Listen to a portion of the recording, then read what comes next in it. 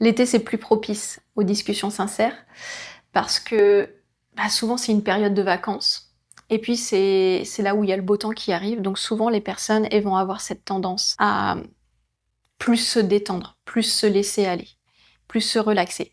Et donc, quand on est détendu, relax et qu'on se laisse aller, forcément, on est plus enclin aussi à pouvoir écouter l'autre. Souvent, la plupart des conflits, ils viennent quand on est dans des périodes où on est fatigué et où il y a des tensions entre les personnes du couple.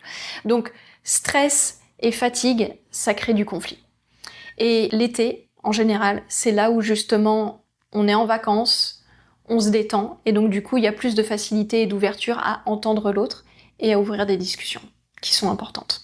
Pour créer une ouverture avec l'autre sans forcer les choses, c'est simple.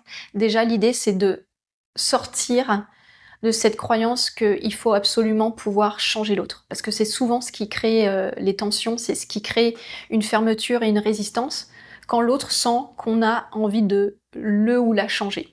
Donc le principe, c'est déjà de pouvoir choisir le bon environnement et le bon timing. Ça, c'est hyper important, parce que si on prend un moment où les deux, on s'assure que déjà on est détendu, déjà ça met le cadre qui soit propice à une écoute mutuelle. Ensuite, c'est dans la manière d'amener les choses.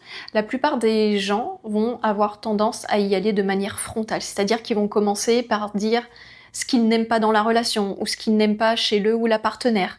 Et ça va poser problème parce que ça va créer une résistance. La personne va en fait se fermer et va rentrer dans un mode autodéfense. Le but, c'est pas de commencer par dire directement ce qu'on n'aime pas, mais c'est ce que j'appelle moi la méthode sandwich, c'est plus d'y aller déjà en exprimant les choses qu'on aime bien dans la relation, tout simplement. Juste de pouvoir dire, voilà ce que j'aime dans notre couple en ce moment, voilà ce que j'apprécie chez toi, et en même temps, voilà ce que j'aimerais améliorer. Et là, on parle de ce qu'on a envie d'améliorer et pas du problème. Parce que dès qu'on parle de problème, il y a quelque chose qui se tend et qui se crispe. Alors que quand on parle de voilà ce que j'aimerais améliorer, là, ça change complètement la dynamique et l'énergie du dialogue.